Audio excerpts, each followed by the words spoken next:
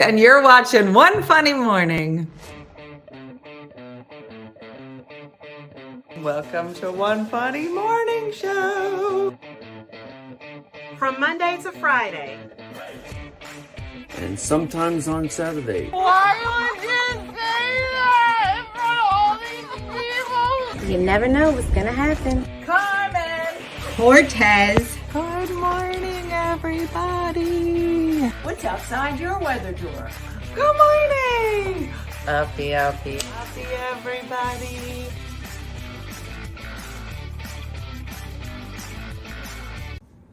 Good morning, my name's Laura. I live in Indianapolis. I don't have anything cool to show you, like bears in my backyard or anything, but one time I did send Dena a cameo request that was titled, "I'm bored at work." You're watching One Funny Morning. Here's your host, Dena Blizzard. Laura, you did a great job. I wonder what I said. Now I kind of want to see what I said to you. I'm sure I was very entertained by your request. So, good morning, everybody. It is Thursday, which means we have to work out at the gym, which is why I have this gym outfit on. I may go and I may not. I don't know yet, but I have the outfit on. How many people? Who's with me? Who's in a workout? Michelle's in a workout outfit. She gonna work out? Nobody knows. It is a secret. So there, I missed the name. That was Laura. Let me see. Laura Ward. So it was good to see her. That's fun. So keep sending in your videos. We love to see people on video and meet them. And like Laura said, sometimes we see bears. Sometimes we see people's living rooms. Sometimes we see a quilt on the wall. That's Judy. Watching you from my treadmill. Lovely. Good morning, Pat. Morning, Dena from Florida, visiting my grandbabies. Aw, that must be fun. You're just like, I get to hug you and kiss you and then leave you at your mom's house. Or you raise them if you're Diana, as you well know. Diana raised my boy is dying to see his, but said nothing in the video. Oh, Lucy. I would like to see it. Yeah, put your kids on. I would love to see some. Have we had any kids? I don't know that we have. I mean, you have to sign waivers and stuff, and they should be your kids. Should clarify. Michelle was like, don't just go up to random children and be like, can you say welcome to One Funny? Okay. You inspired me to clean up my patio. I found 3 baby bunnies in a raised planter. Oh, so cute. Regina. Good morning. My grandbabies are in Florida too. Laxahatchee. Picking up my son at 11 a.m. Haven't seen him in almost 2 years. Renee, you gonna be like one of those Maxwell House commercials. You're just like, oh, it's so beautiful, and everybody cries. Oh, I love those videos. I kind of want to send my kids away just so I can have like that video or like, oh my God, but they won't go. They won't go. I'm like, why don't we do this thing where you guys run away, but for like 2 years? What about, is it? Okay. I'm actually in bed with you. I'm exhausted after my excitement. Well, Judy, what is it? 5:40 in the morning where Judy is? Judy, girl, stay in bed. Did you Photoshop the background? Looks so good. No glare. No, it's just the sun has decided. I had to get, and I'll get back to you. That was bad of me. My friend just messaged and said she was aggravated. I told her, you can wait until I watch Dena. I get back to you. Bam. Thank you. Just so you know, no one does that for me. So I appreciate you. And tell your friend my best. I know a mama that greets her 4-year-old every day like they haven't seen each other in forever. Distance, slow, running, hug, and everything. Oh, I'm going to make Dean do that with me. I'll be like, Dean. He's like, I just saw you 5 minutes ago. Dean. So there's that. So the background, I'm still working on. It's not quite right yet, but it's coming along. It's coming along now. Let me just point something out. Okay. You see all these trees? They ain't mine. Okay. These trees are not mine, but they like to invade my airspace. Now, there's parts of it that I love. It's beautiful. Love nature. Fine. But eventually it'll get so heavy that you can't even walk over there because it's so long. So last year I had, landscaping come in. There's a lot to do here at the yard at the time, but that was one of the things, was take this canopy of trees, cut it back. No, these aren't the BNCs. No, if it was the BNCs, please. She would have been like, Dena, I'll cut it myself. Okay. No, this is a different neighbor. He's fine. So I end up spending like a ridiculous amount of money for them to cut it back. Let me show you something. Hold on. Everybody wait there. Hold on. You better get down. You're a bad dog. Get down. You're bad. Oh yeah, you gonna get hit with this, booby. You gonna get hit with this. Wait, what's happening? Where did Dena go? Wait, what? What? Look what Dena bought. Oh, who's gonna have a chainsaw on a stick? Michelle, open your eyes. She covered her eyes. I am gonna learn how to use this chainsaw on a stick. Right here. And then I'm going to cut my arms off, right? Okay. I meant trim back the thing. So this is who I'm going to be. Now, I don't know when I'm going to be her. I'm not sure when I figure this out. So, now, see, this says 10-inch pole saw, but I think that the chainsaw is, I don't know how long the pole is. You can do it. I have one like it. Oh, is this a good idea? No, it is not. It's a chainsaw on a stick. But it's supposed to be long. But this is, oh, look who I can be. Look at this guy. Oh, hold on. I can't lift it up. I got the dead elbow. Hold on, booby. Why they got a picture of all the hot guys on here? Look at them. You see him? You think that's going to be me? I got a mini chain. Look, this could be me. A hot and a girl. Maybe flannel. I don't know. Yep. Oh, I'm going to film it. Oh, know it. Oh, know it. Lulu, you coming up? The New Jersey Chainsaw Massacre started here. Come on, Lulu. Get your co-host chair. Here we go. Come on, tell everybody how excited you are that I am going to do this myself. What exactly are you doing with a pole saw? Well, look behind me. Those trees need to be cut back. So it's like fall Barbie with a chainsaw and a flannel. That's it. I'm going to be lumberjack fall Barbie. And I have one. It's great. And it's very easy to use. Okay. You are going to be dangerous, So I got to get a flannel. I got to get a long extension cord and a man. Wait, Dena, wait. Are you going to do this yourself? No. I'm going to hire a man with a flannel. No, I'm going to do it. Wear a bikini cutting the tree. Marsha, what are you trying to scare the local children? I'll be like, Mom, you know that lady that got divorced across the street? Yeah, she half naked with a chainsaw on a stick outside. This is not. Dena, I think we need to talk about this. No, we don't. It's going to be great. So I did a thing. So yesterday, the boxes at the door. There's a lot of boxes coming. I'm doing a lot of projects. A lot of boxes coming.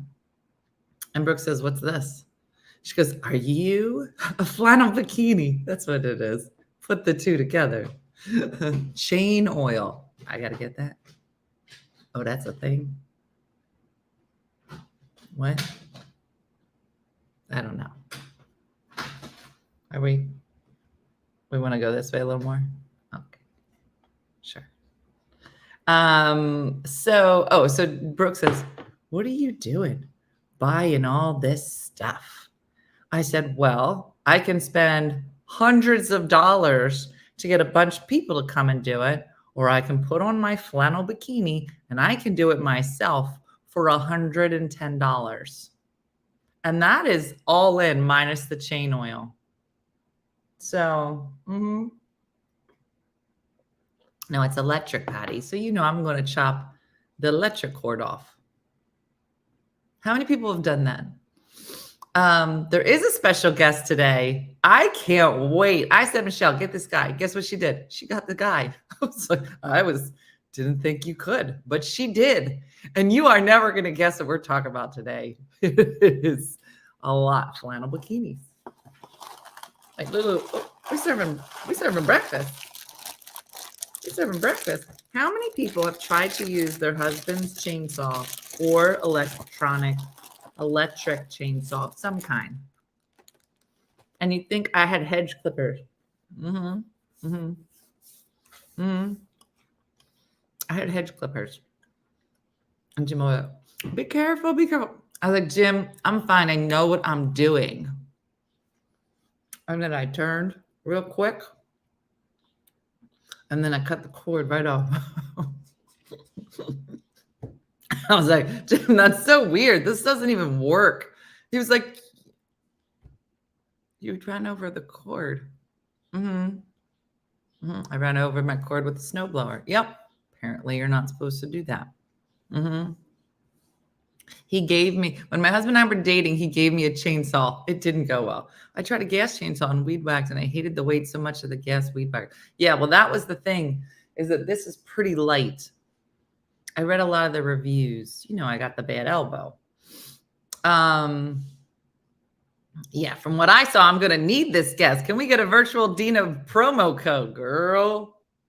Listen, we're going to try to learn as much as we can when he's a guest on the show. After that, you guys are on your own. Get your flannel bikini. Call Dr. Ian. You got to do what you got to do. But I read an article. We're going to talk about the article. Because, I got a power tool. Not that kind of power tool. Not related to the sex therapist is coming on in a minute. Because I wouldn't call that a power tool. I mean, maybe you do. I don't know. You do you. I meant a chainsaw on a stick, which now that you say it, and you say that Dr. Ian's sex therapist thing, Tom, innuendo.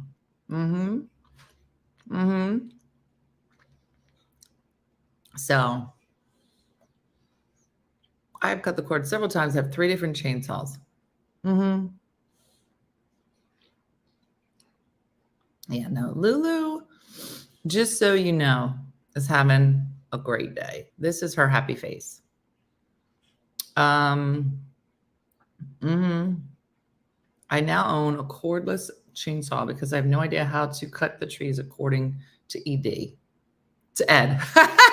I was like, Ed. Real fast. Oh, so much intense. Yep. She does look very regal. Lulu, tell everybody that you're actually in a good mood, because I think a lot of people feel like you're about to bite their face off. This group and a sex therapist is going to go sideways real fast. Lulu, you got any sex questions you want to ask Dr. Ian? Oh, do you? We didn't talk about it prior to the show. She's like, I've been having some problems. Okay. I don't know if anybody else does this, but do you have a voice for your dog or cat, and then you answer for them? Like our voices for all the dogs. I just got off the Peloton and I'm not skinny yet. That's weird, right? Said Missy. Totally. Missy, totally. That's like when I had a baby and I went to I had Dean, and then I stayed for like 2 days, and then they were like, it's time to go home. And I went to put my regular pants on and they didn't fit. And I was like, why don't these pants fit? And they're like, you have to wear your maternity pants. I'm like, girl, I don't know if you notice, I'm not I have voices for all 4 of my dogs, and all the voices are different. Not ours. Ours are all just high pitched, real high pitch. Yeah.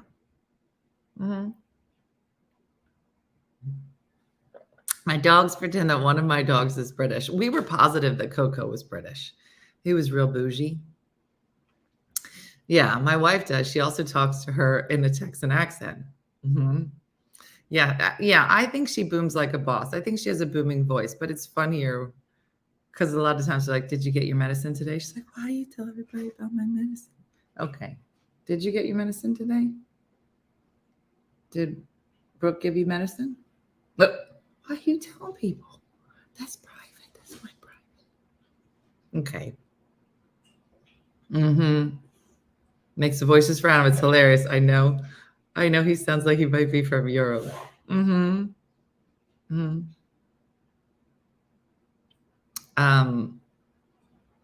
just so you know, this is her face when she's happy. This is her face when she's sad. This is her face right before she eats a bunny, which, by the way, there's a bunny in the bedroom and she hasn't eaten it yet. 2 times yesterday, I walked by that room and that door was open and I was like, oof, I don't know if I want to walk in this room, but there was still a bunny there. I think that Lulu, her prey drive won't be triggered until the bunny runs. Does that make sense? Because I don't know how that bunny's still alive. But it is. Oh, no, that's not what I wanted. No. Okay. No, that's not. I'm trying to block somebody and instead I just keep, yep, here it is. Okay, let's see. It's so fast. All right, let's see. Oh, I put it up again. I can't block people. Why is there a bunny in the bedroom? What, Missy? Do you not have a bunny in the bedroom?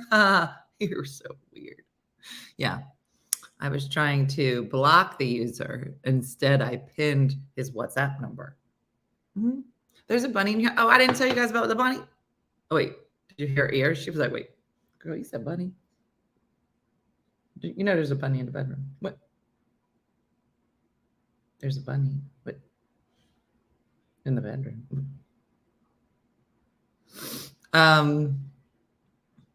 Jacqueline bought a bunny. But just 2 weeks ago, just in time for, instead of blocking them, highlighting it, just in time for her to bring the bunny back here. And now I gotta get rid of the bunny. We're trying to clean out the shed and then the bunny can have the whole shed until September 1 and then they all leave. So that's where I am as a person. But,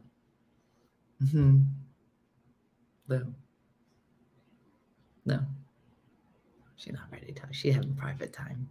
Okay. You know, this is public show. So, okay. Is she not ready yet? She need coffee. She need coffee. This is like being on a bad day. Oh, Dean says, don't tell Lou about the bunny. Oh, you saw Dean's note. Dean, she knows your name. She's like, where's Dean? Where's Dean? I don't see Dean. She smell a little bit. You know what you need? You need a bath in a blue tub, in a blue pool. Okay. Bye, Cindy. Can you see if I'm blocked? Ever since the cruise, I've been blocked from your page. Mia, email tech at OneFunnyMother. That's Stephanie. She can help you. It shouldn't. I don't think you are, but she'll be able to check. Yeah, Lulu looks like the head of your security staff. I believe she is. I believe she is the head of security. And if she hears about any bunnies outside, do you ever watch when they do the thing where they just talk and they use all the words? It's my favorite thing. So the other day I was outside and I decided to go for a ride. And I was like, let's go for a ride. But then I thought, no, let's just sit here and have treats. But I mean, yeah, I could, or I could just go get my bedtime. Somebody knows that means they're caged. Yeah, but I'll probably just go get treats and go for a ride outside. My friend can't say the word walk. Because later I thought I'd go for a walk.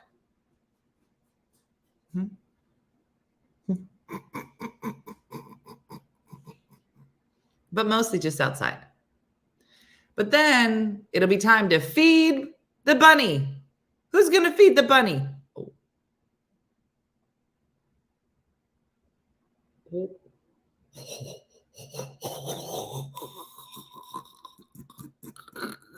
Should I?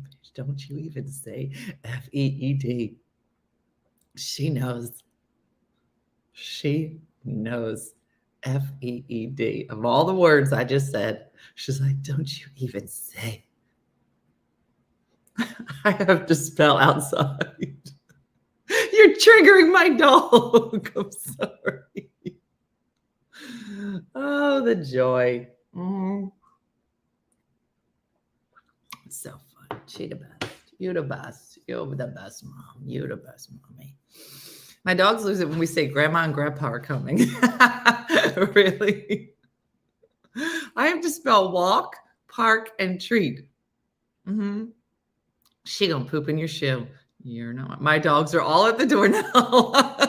I'm sorry. You know what? So do you think your dogs can hear me? Did you ever try? Okay, this is real stupid, but any chance that we get that, like, if I'm on the road and I FaceTime Dean will hold the camera in front of Lulu. I'll talk to Lulu. Nothing.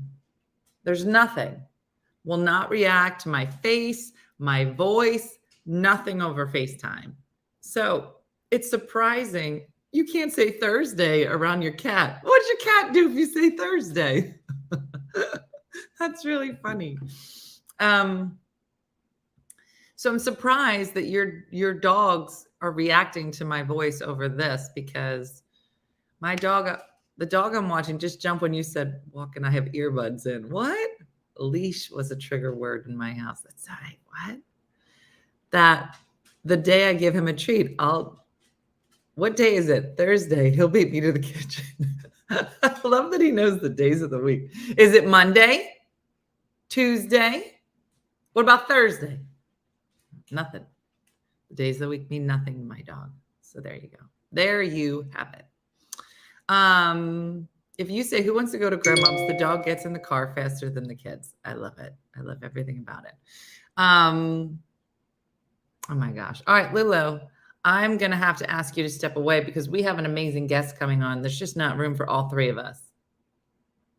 Okay. She seems unaffected. She's like, girl, I am the star. It doesn't matter who you bring on the show. All right. We can't say Pantone. What? To a dog? Are you giving it Pantone? Do the names of your family. Where's Dean? No reaction. Where's Jacqueline? Lady? Where's the lady? Where's Bird? Where's Birdie? Bird. Oh, you love Bird. Dean gonna be real mad. I hope he's not still watching. Anyway, so you know that in the last few weeks, we've been having some amazing guests on our show. Wait a second. Where's my paper? Lulu, talk to everybody for a second. I forgot my paper. No. You stay. You stay. Talk to everybody. Say hi. No, do not get down. You're the star. Talk to everybody. Say hello.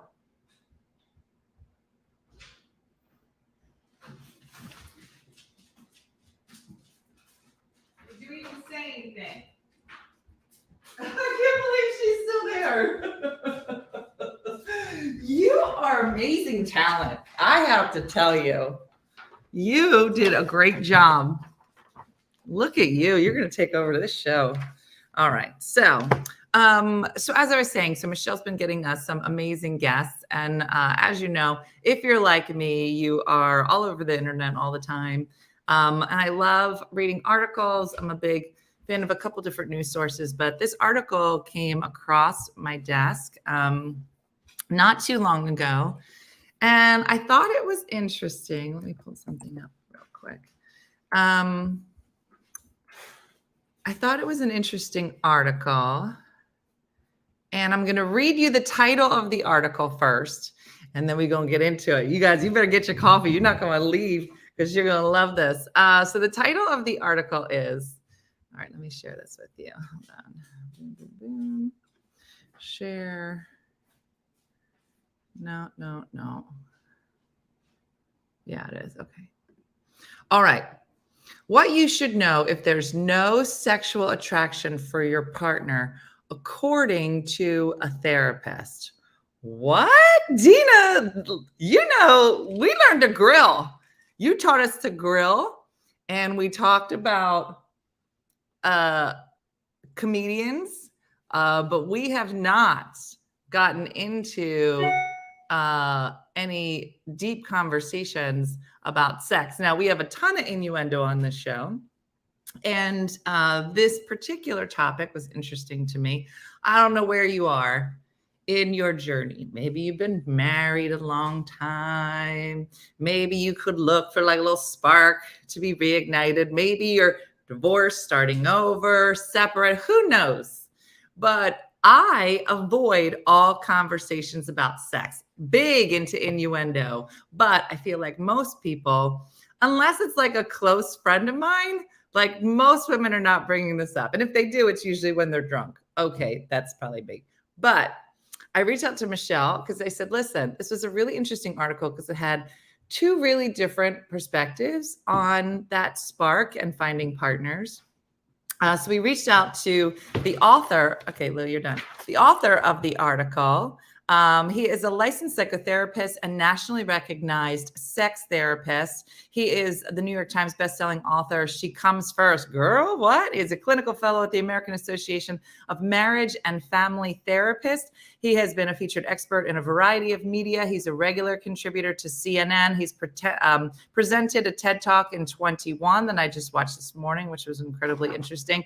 So please help me welcome to the show, Dr. Ian Kerner on the show. So here we go. Hi, Dr. You're good. Thank you so much for joining us. Do you go by Dr. You can just call me Ian. You're Ian. Okay, Yeah. Ian.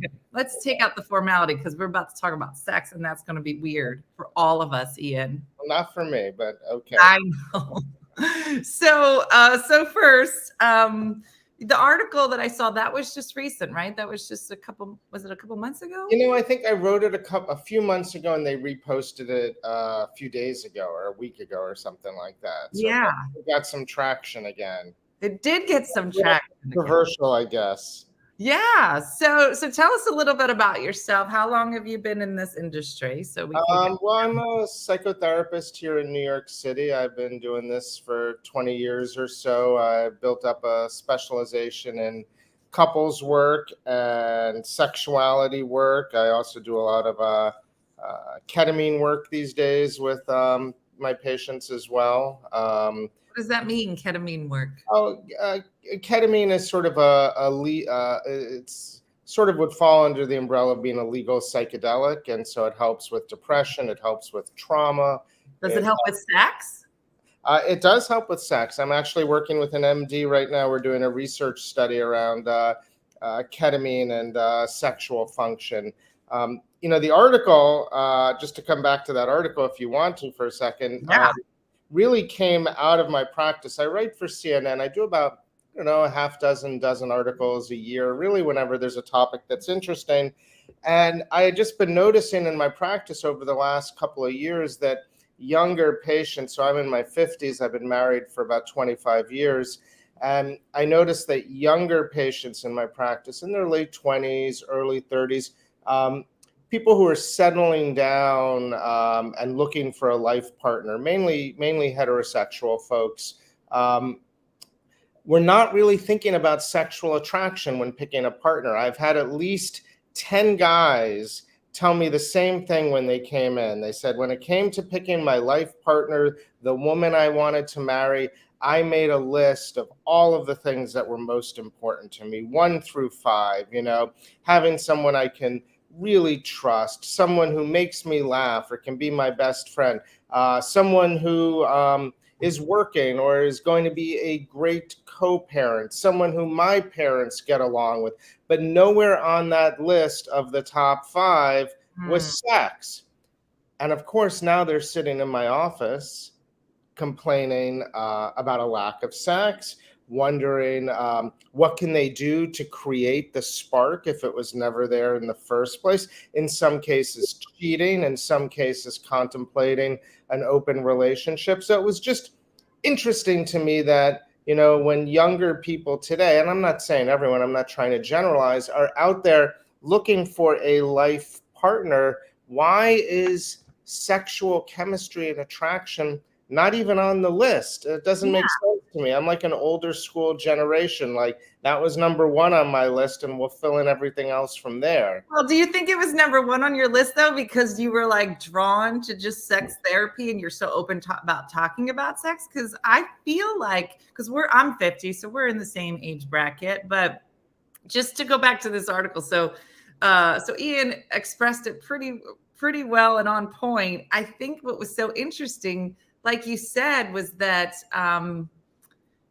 that men specifically weren't listing it in like their top things, but then after a few years, things change or maybe get boring or whatever it was. Because I just listened to your TED Talk as well about reigniting that spark, and it's just interesting to me because you say it's surprising, but I think that women in our generation, like I went to Catholic school, Ian, and it was like, listen, like sex is not the most important thing. It's supposed to be about finding your best friend and finding a life partner and all of the, like, did you not go to Catholic school, Ian? Because I feel like it was a big part of what we were taught.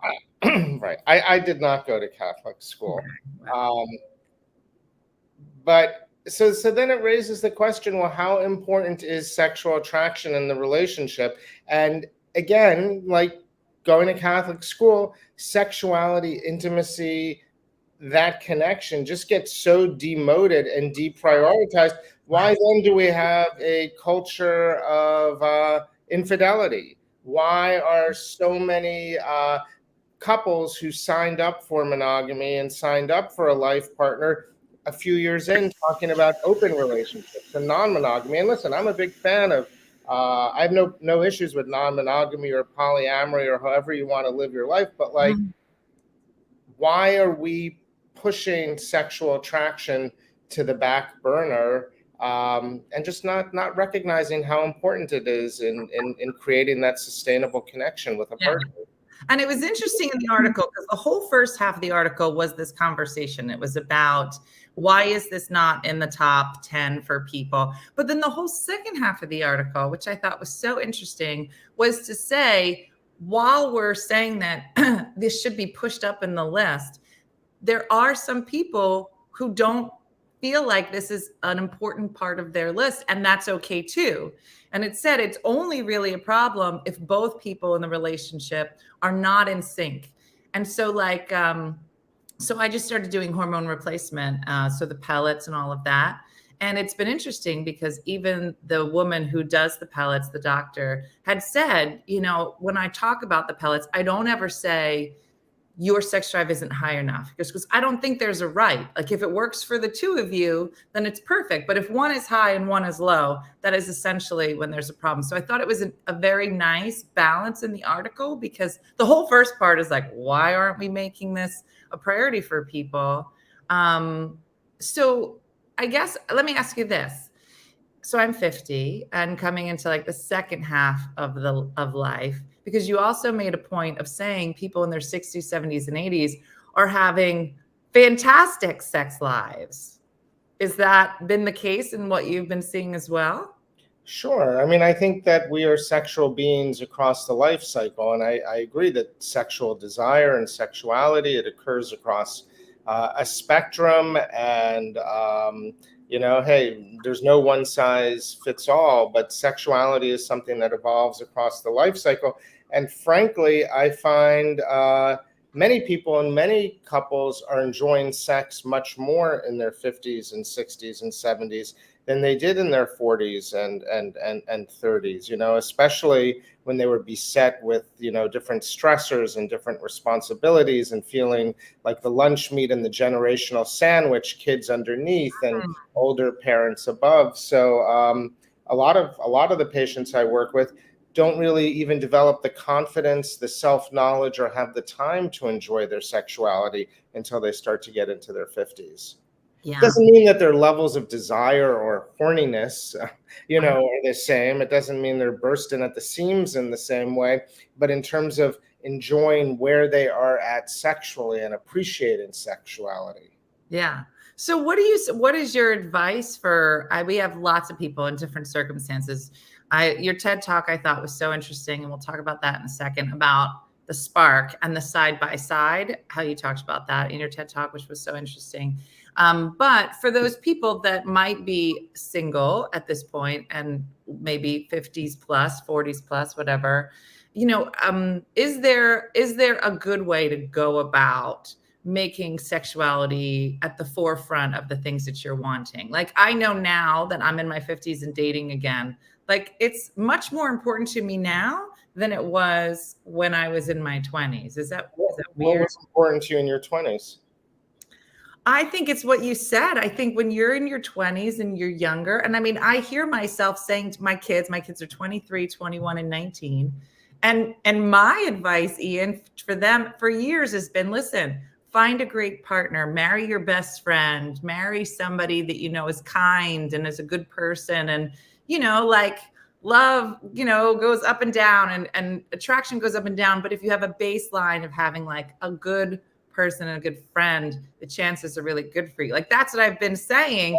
But let me ask you something, Dena. Can you have that and also be really attracted to that person? I feel like so many young people present it or feel like it's one or the other. I work with so many people who are like, well, I had all of this crazy hot sex in my 20s, and you just can't get your best friend and a great partner and have a sex life. I'm like, well, where did you hear that? Or, well, once you're married, you stop having sex anyway. So what's the point? So I just think, like, why not go for it all and let attraction guide you? So when I said sexual attraction was number one on the list for me, listen, I'm sure that is the first thing that I noticed and felt about my wife, was a sexual attraction and a sexual chemistry. Did I ultimately need more than that? Sure. But was I going to sit across from my wife, not necessarily be sexually motivated to want to like fool around with her and hook up and have sex, and somehow say, oh, well, you have a great job, and I could see that we're going to form a great friendship as well, and look at your family and my family. It just wasn't that kind of calculation. I trusted my own internal barometer, and attraction and chemistry. Those are important parts of a seeking mechanism, right? You can't just sit with a list in your head and say, okay, looking for a good friend, check. Looking for this. You got to trust your own internal seeking mechanism. Ian, do you know how many women are here that absolutely do not trust their own seeking mechanism? That their seeking mechanism is how they got divorced at 50. They were like, my seeking mechanism is terribly off. Yeah, well, if you were just looking for a best friend, then yeah. You can have a million best friends, not a million, but you can have a lot of best friends. Yeah. You can only have one partner for life. Well, let me ask you this, because I think that you tell me if you think this is true. I think that in general, women do not, I'll just speak for myself. I don't really feel comfortable talking about sex, and I never have. And I'm trying to get better at it now that I'm older and I know what I like or I don't like. But do you feel like for a lot of women, I don't know if men are the same way, but the fact that women have a hard time talking about it or asking for what they want, is that part of it? Is it go back to kind of how we were brought up, and what does it mean? Sure. I mean, I think so many of us grew up in either sex negative homes where, I don't know what it was like going to Catholic school. I'm not Catholic, but I assume you received a lot of some negative messaging around sex and self-pleasure and premarital sex, right? It wasn't like a sex positive place, I imagine. No. Right. The nuns were not sex positive, Ian. Wow. No, I don't imagine that they were.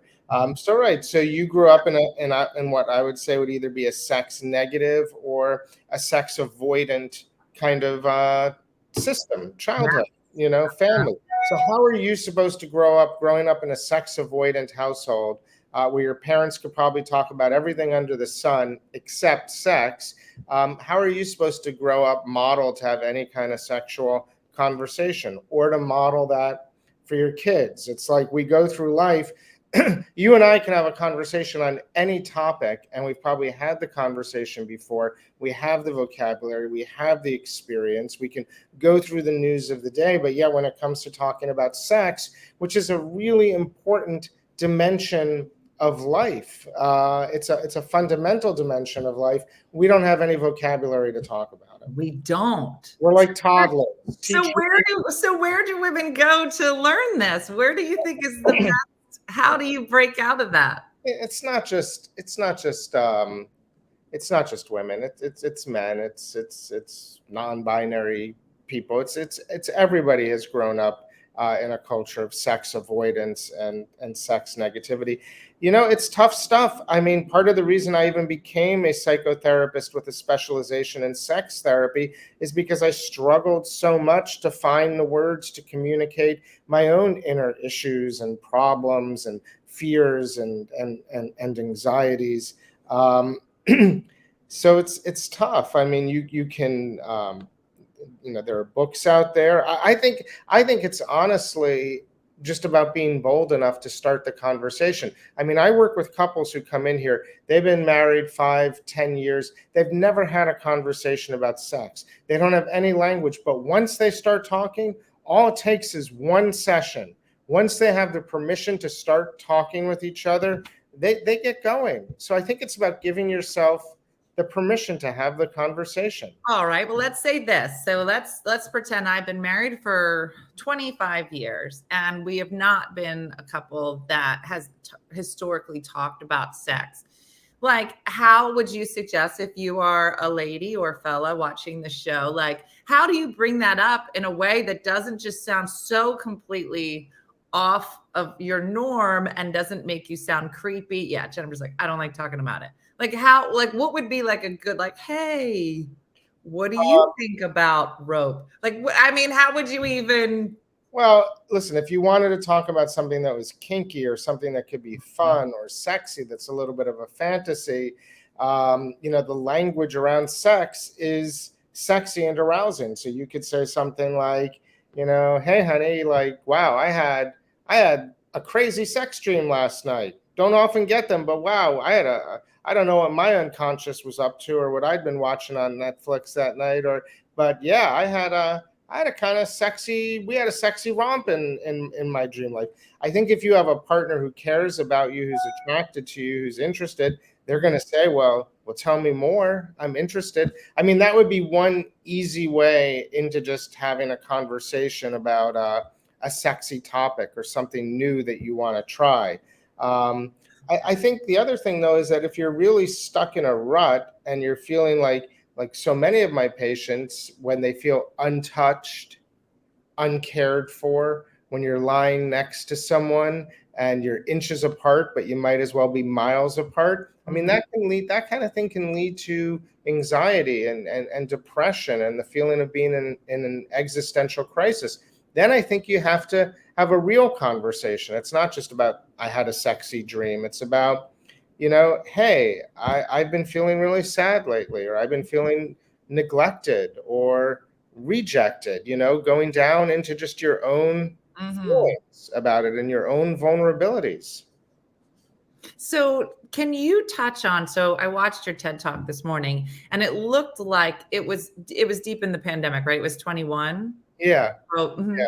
And so in this TED Talk, Ian talks a lot about, what the pandemic did to relationships and sex, and people weren't showering and everybody was gross and all of that. But you had a really great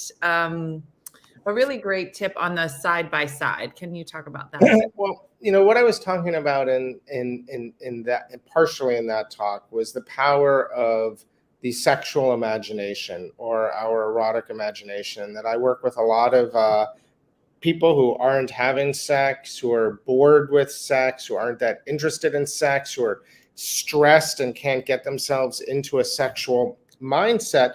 And I was saying that in our culture, particularly, sex is just considered a series of physical behaviors. We do A, we go to B, we go to C, and if we're lucky, we get to D, and we're both happy and we go to sleep, right? And it's just like the same old sort of script of behaviors over and over again. Mhm. And I just was talking about what's really lacking is our own sexual imagination. I mean, there are studies that have shown that women can get extremely aroused just through fantasizing without even touching themselves. Women can have orgasms in some cases without even touching themselves, using their own imaginations. And men can virtually do the same thing. And that's just the power of the erotic mind. But why aren't we sharing our erotic minds with our partners? Again, it comes back to what you said. Hands off. What? Let's just go shopping at Whole Foods. That's going to be a fun life, right? Let's just go buy diapers, right? No, we won't talk about our erotic imaginations. Let's just go deal with the IRS and pay taxes together. What a fun relationship we're in for. I love your sarcasm in therapy. I'm a big fan. All right. So 2 comments came up. So let's say you have that conversation and nothing changes. Does that mean that your partner really doesn't care? I don't think it means your partner doesn't care. I mean, I think sometimes with these conversations, you need to be persistent and mentioning something. If you have an issue that's built up over time and you mention it just once, sometimes that's not enough. Much more than likely, your partner also feels a sense of shame, or maybe feels attacked, or feels a sense of defensiveness. We don't always hear the good intentions in our partner's voice. So I think you have to bring it up again. And I think you have to bring it up again. And then if your partner's really ignoring the topic, that is when it is a good opportunity to maybe go to couples therapy. I was going to say, do you think that a lot of couples could benefit, even if it's 1 or 2 sessions, just to check 100%. in?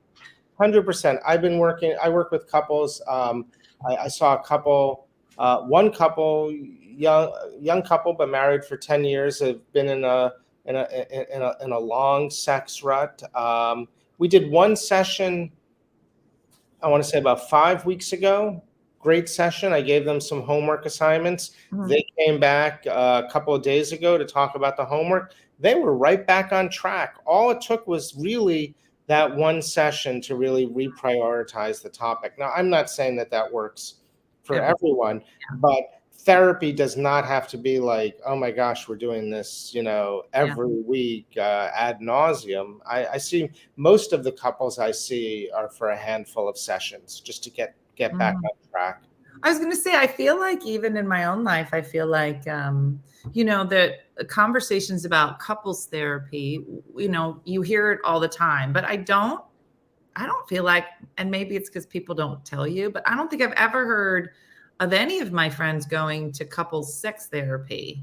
I feel like everybody kind of feels like their problems are outside the bedroom. And so I hear that conversation more than what you're talking about. I promise that some of their problems are inside the bedroom, because sex doesn't just magically take care of itself like any part of a relationship. But you bring up an interesting problem, Dena, which is that so many couples therapists are also uncomfortable with the topic of sex. They also grew up in sex avoidant homes or sex negative homes and weren't really trained in the topic of sexuality. So a lot of couples therapists sort of perpetuate this falsehood that if something's wrong with your sex life, it's really a relationship issue. So let's talk about the relationship. And if we can get you to communicating, holding vulnerabilities together, your sex life will take care of itself. That's an absolute falsehood. I run a division here at an institute, a psychoanalytic institute in New York City, just training therapists in sex therapy. I train hundreds of therapists a year in different ways who have no experience really handling their patients' sexual issues. So it's a big problem. So you need to find, if you have a sexual problem, you need to find a couples therapist who's experienced with sexuality. And there are easy ways to do that. There's an organization called the American Association of Sexuality Educators, Counselors, and Therapists, AASECT.org, AASECT.org. It's the country's leading certification body for sex therapists. And so you can go to that site. You can go to the directory. Where are you located right now, Dena? I'm in New Jersey, South Jersey near Philly. Okay, cool. My wife's family is from South Jersey. Oh, that's nice. What Yeah. town? Where's she from? Medford. Oh, yeah, we're not too far from there. It's beautiful there. Medford, Yeah, Medford really. Lake, all the lakes. So you just go in, enter New Jersey, South Jersey, and very competent sex therapists who are also licensed in psychotherapy or psychiatry or psychology will come up. Yeah. So there's this next question. You kind of touched on it in your TED Talk a bit. The question is, what if you're attracted to your partner, but you have no desire and you have anxiety about sex? And you talked a bit about this in the TED Talk. It was a fellow, and it was about how he was having a hard time maintaining things in the bedroom, and that it was thought to be biological, but it was really that he had a lot of nervousness about sex, and so he just avoided it at all times because he thought he couldn't perform. Like, what do you say to somebody who loves their partner but has some kind of thing themselves that it's difficult for them? Get down, Lulu. Well, I think that we have this notion in our culture where sexual desire is supposed to be this spontaneous chemical reaction, this bolt of lightning that just strikes us whenever we look across a room and, see our partner, and that we should be ready to jump into bed and pull off all of our clothes. And that's sort of a media concocted version of sexual desire. In actuality, our lives are filled with inhibitors to desire: anxiety, stress, fatigue, not feeling good in our bodies, trauma. I'm just riffing off of your concept of anxiety here. That really gets in the way of sexual desire, especially for women. Studies have shown that of the female sexual brain, that as women are getting more and more aroused and closer to orgasm, and sexual parts of the female brain are lighting up, other parts of the brain that are associated with outside stressors, anxiety, preoccupations, are dimming and shutting down. So it's literally like for the female brain to turn on, other parts need to turn off, the parts that are associated with stress, anxiety. So it is very common. It is so common to say to yourself, I actually like sex. I actually think of myself as a sexual person. I actually find my partner sexy. I just have no desire to have sex. And that's because the inhibitors to sexual desire are so high. And we need to start, turning off the turn-offs and turning on the turn-ons. So how do you do that? Is that like something you do with a sex therapist? Is it kind of like somebody said, I have an issue with cleanliness. So like I need to be showered and be fresh. And so there's not a lot of like off the cuff, like, oh, let's go in the, in the car.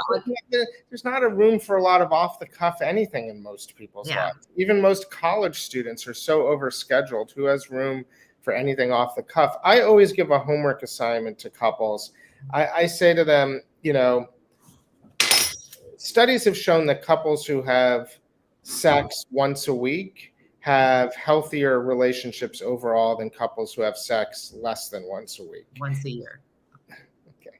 So, that wouldn't be in a necessarily healthy level. No, but I'm not going to point fingers. They know who they are, but that's happening for a lot of people. So I give an assignment where I say to my couples who want to start making sex more of a weekly ritual, I'll say, pick the night, and let's call it a weekend night or a Friday night. Pick the night. Let's say it's going to be Saturday night. That's going to be your date night. It's going to lead to sex, hopefully. What I'll say is, wake up that day and live your life knowing for that day that you want to get to that goal of having sex. Now, I'm not saying you have to do anything extraordinary, but live in a way that's sexually healthy. What does that mean? Well, be nice to each other that day. Collaborate on chores or whatever needs to get done. Try not to argue. maybe don't get involved in a whole series of work texts. I gave this assignment to a couple and it went perfectly one weekend, but then the next weekend she said she got involved in a work text and she just couldn't turn off the anxiety and it shot her right up, right? She wasn't living that day in a way in which she was intending to get to that goal. So have some sexual intentionality. That's a big word, and B, it sounds a lot easier than it is. I feel like when you listen, if it's just you and your partner, it's one thing. But then you start adding teenagers and parents, and you're just like, you're not allowed to talk to me. Today is sex day. So then you just got to just walk with, it's sex day today. So do not piss me off. Do not talk about anything. It's sex day. Well, it is going to be sex day or sex night. And again, I'm not saying, to go to a hotel and leave your kids at home sitting in a high chair with food on their faces or whatever it is you're doing. But, try and make healthy choices that will get you there.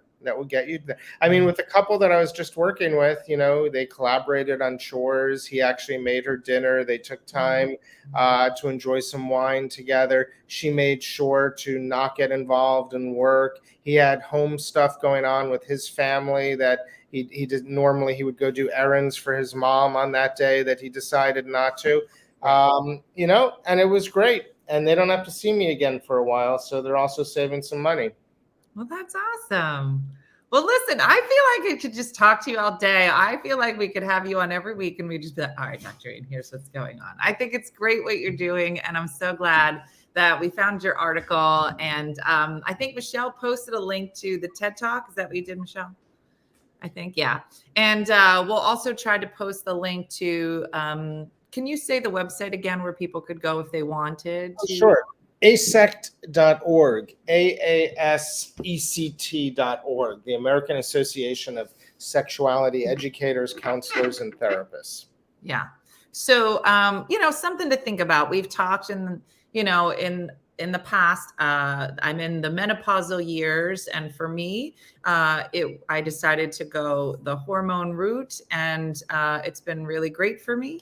I feel great. It works with my body. It's not for everybody, but you could talk to your doctor. But, I feel like just having you here and talking about it is just kind of opens people up to the fact that these are conversations we should be having. I think that for a long time, I've only heard couples therapy. And so even if do you do sex therapy for single people? Like, are there people that come to you and just say, I'm having a hard time getting into a relationship because I have these hangups? Of course. And look, sex it overlaps with so many different parts of life, right? It overlaps with our psychology, our health, and how we're feeling relationally, who we're interacting with. So sex doesn't exist in a vacuum. So I work with single people all the time who are nervous, who are anxious about getting back out there and dating or having sex and aren't having good sex. I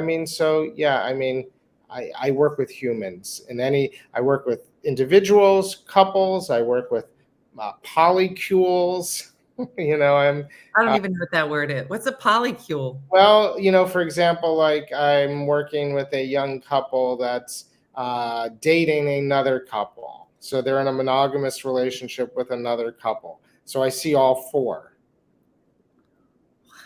Wow. At times. There's really, everything is on the table now, which just is so crazy. I thought when they did the show Big Love and Sister Wives, I was like, oh, that's crazy. But it gets crazier. It's so much. And to me, that's like a lot of people to please. I'm like, listen, I got one person I got to deal with. I don't need a full basketball team.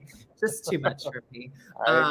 That's great. So I just want to say thank you to Ian for being here and really encourage everybody.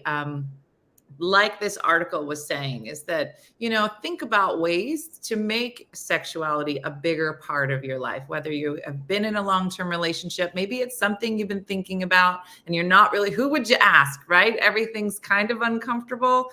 And if it's not how you've been brought up, it might be a little bit difficult to start those conversations, but I feel like they're really well worth it.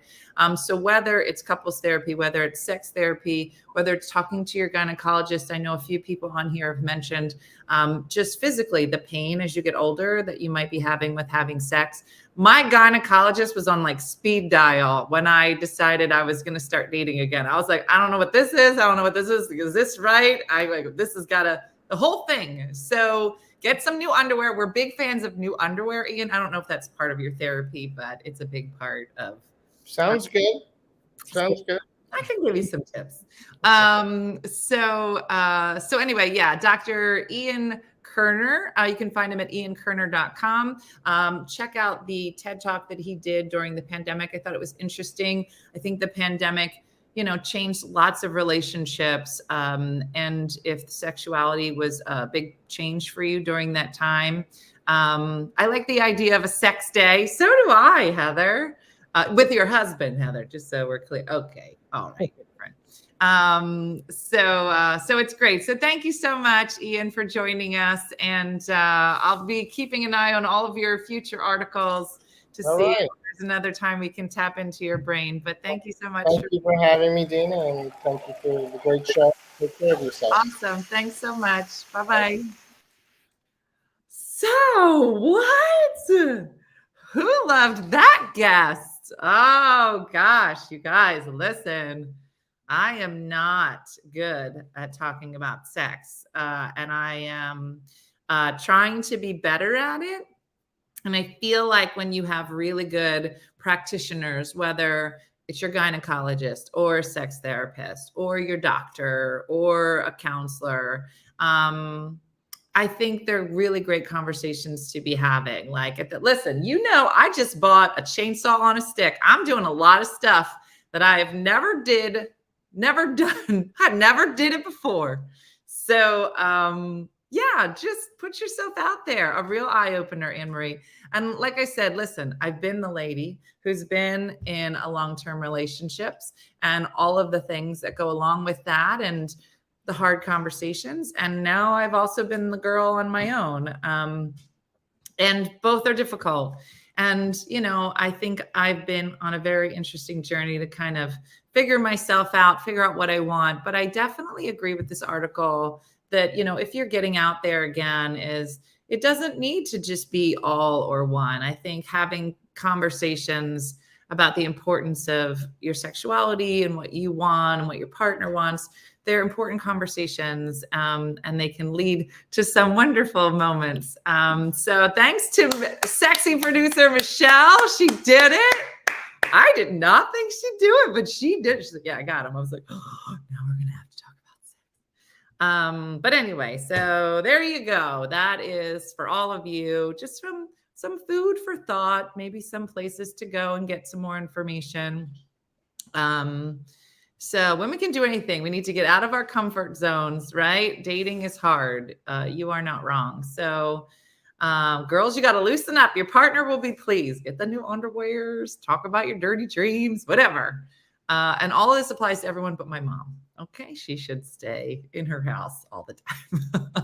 That was uncomfortable. So listen, that's it for us. I think we're late today. Monday, we have some superstars joining us. We have Jurgen and Wim are going to be on Monday. They are our guests next week. And so I'm super excited to be spending the morning with them from Belgium. So it should be a lot of fun. Again, I hope you got something good out of the conversation today. And that's it, everybody. What's today? Say Thursday. Oh, today's not Friday. I'll see you guys Monday. Oh, girl, you got to come back tomorrow. What? I do? Okay. So that's it. I'm going to go do stuff. I got to work out. I got to work tonight. All the things. I can hardly wait to see the Belgian boys. Me neither. So maybe today's your sex day. Who knows, you guys? Maybe we should have shirts that say today is sex day. Michelle, would you wear it? Michelle says no. She says, I would wear it to church.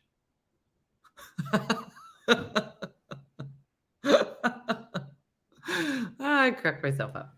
All right, everybody. Thanks for watching as always. I look forward to seeing you here tomorrow morning with some more stories. Be kind to yourself and others today, everybody, from Judy. And have a great day and a blessed day, everybody. And we'll see you in the morning. All right. Bye.